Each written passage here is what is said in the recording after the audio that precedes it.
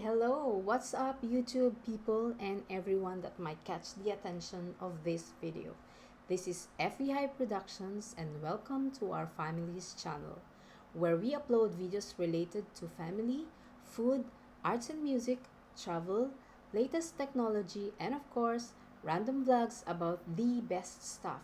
Yes, you heard me right, the best stuff. Well, at least for myself, and I hope it will also be to you as we go along.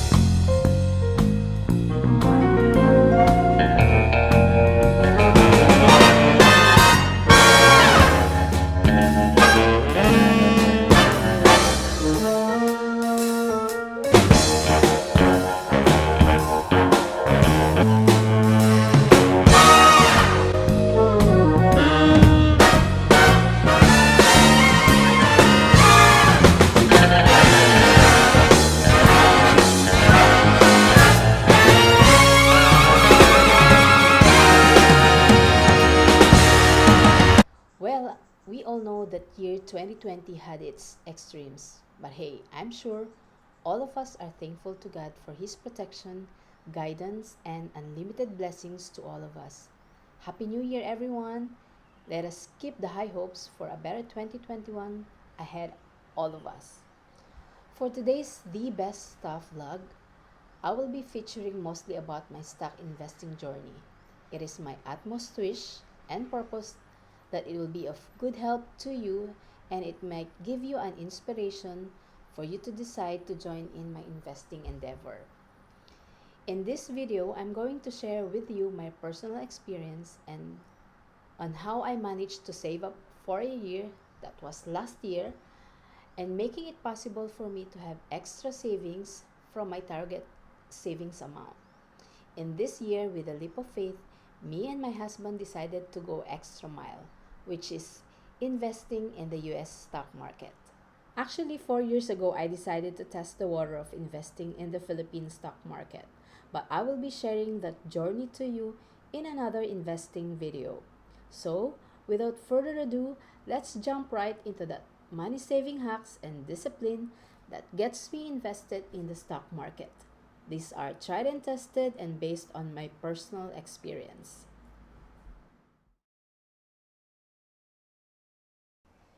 There is one saying from a Chinese proverb that's always helped me motivated, and that says, "A journey of 1,000 miles begins with a single step."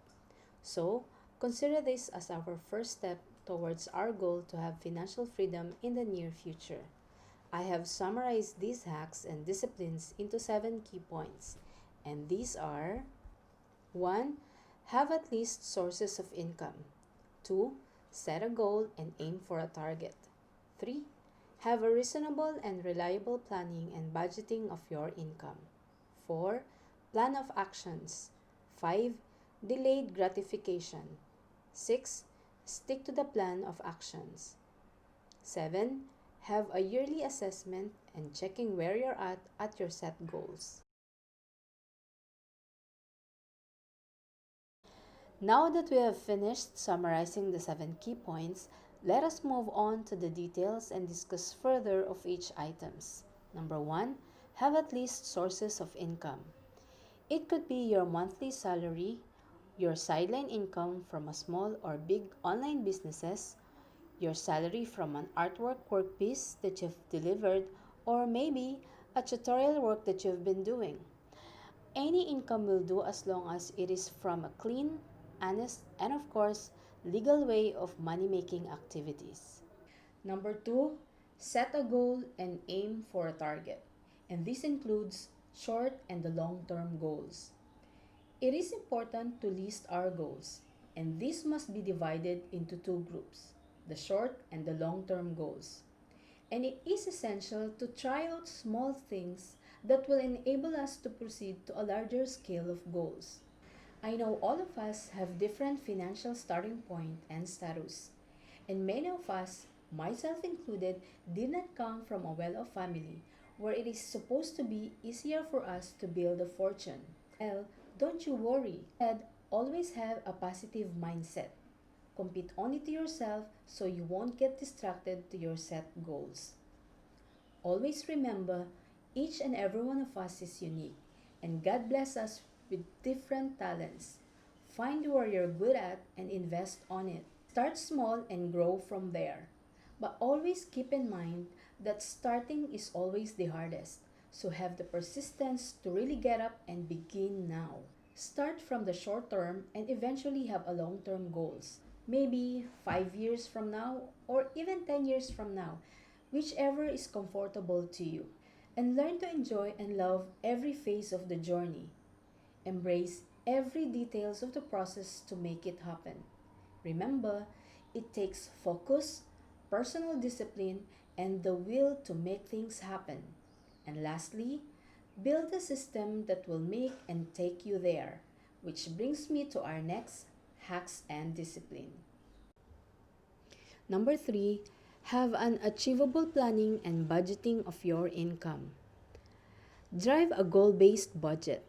I list down some of the things that help me save up and gets me invested in the stock market. You may want to consider this, and I hope this list can help you prepare in your investing plan. First, spending less what you earn. Master to manage what you have by spending within your means. I know it's easier said than done, but trying to narrow down our needs as against our wants will help us simplify our spending habits and helping ourselves to develop some sort of a good financial discipline. Second, create a habit that will drive to your goals. I have read it somewhere, which I could not remember anymore, that it takes 3 years of doing things over and over again before it becomes a habit. In this case, have a habit of setting aside saving percentage from your salary distribution or from any income, any sources of income that you may have. Keeping a certain percentage from your income before you spend is one great way to get yourself in the right track towards achieving your target to save up money. Third, try your best to manage well your debts, if it's impossible yet to have a debt-free budget each month. When, let's say, setting aside budget to pay your debts such as credit card purchases, make sure to pay within the due dates to avoid additional interest and charges to pay.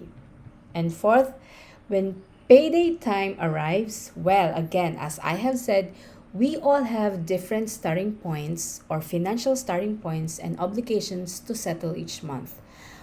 Once our payday arrives, I will be sharing my case, for example, as a family budget, and you can adjust accordingly based on your situation and whatever way that works best for you.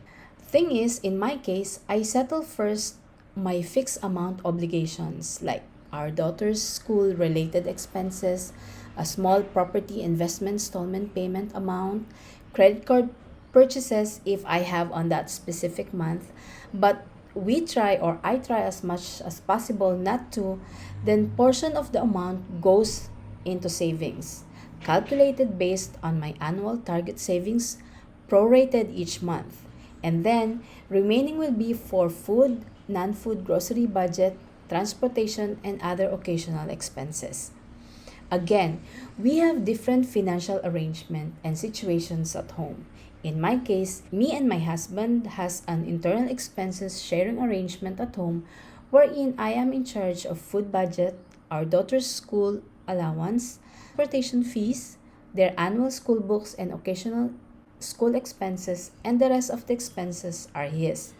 As I don't want to have this video to take too long, I will continue and divide the money saving hacks and disciplines number 4 to 7 in my next video. This video become of help to you, you may want to consider subscribing to the channel and join our community. Thank you guys for watching and see you on my next one, the part 2 of this.